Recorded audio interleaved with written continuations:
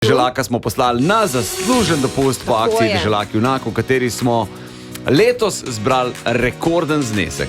Deželak Junak je to čutil še pred koncem.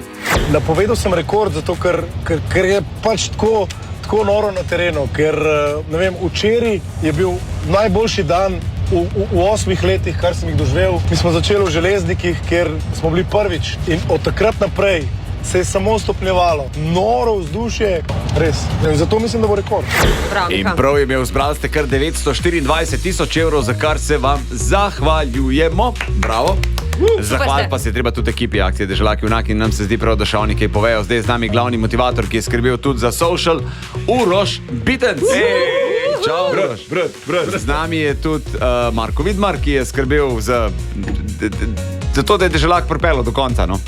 Pa snemamo izraven. Prideš še, highlight prideš. Fotografinja Darja Štravs-Tisul, poznate jo tudi kot informacijsko distributerko na Radiu 1. Kakšne naloge Uroš opravljal kot motivator, lahko slišimo tudi v enem posnetku z terena. Bitenc, vem, bremze ne delajo, ne vem.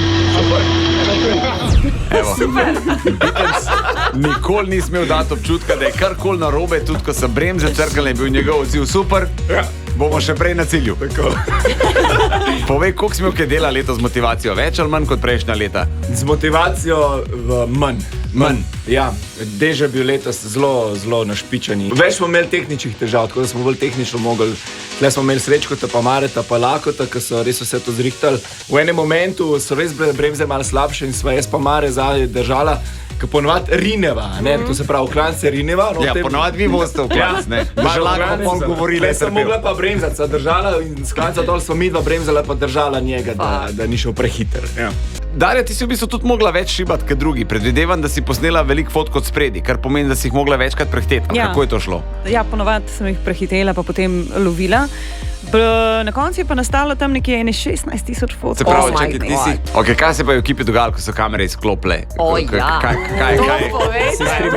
Kakšno stvar želimo zvedeti, ker Deželak ne bo povedal? Od tega, da smo se vsi nabili v 2 hiški, tako da smo se malo pogužvali, da je imel seveda Dežo kot kralj svojo celo hišo. Wow. Svojo hiško za 6. Dobro, čeprav s tema dvema biti nagužvan v hiški, po mojem, ni problem, ne?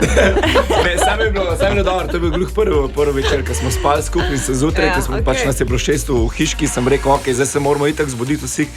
Mu rekel, ajde, dam kolonijo, ne, sem jaz naštival na moj telefon, na sredino hiške sem dal, da se jaz slišim do konca na glas in res začnejo počas ven prhajati, edin en še ni, ok, še en komad, dam Rammsteine, ne, ko, ajde, dajmo, da se res budimo in pride Rand, zadnji, ne, tako nič ni rekel, ne bu, ne mu, ne dobro jutro, sam prišel do telefona, dal pauzo, dej si na slušalke. Ej, Mare, še te moram vprašati, jaz sem prišel v nedeljo cel dan gon z Deželakom. Ti si pa rekel hvala. Ja, jaz se spomnim tega klanca iz 2019, ko je Borut Pahor, naš predsednik, z nami gonu gor, ne? To je ta. Ja, in ni bil zadovoljen na več.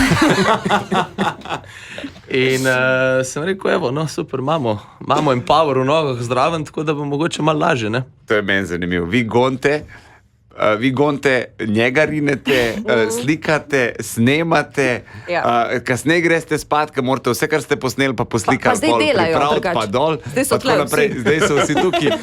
Junak gre pa na zaslužen dopust. Ajde.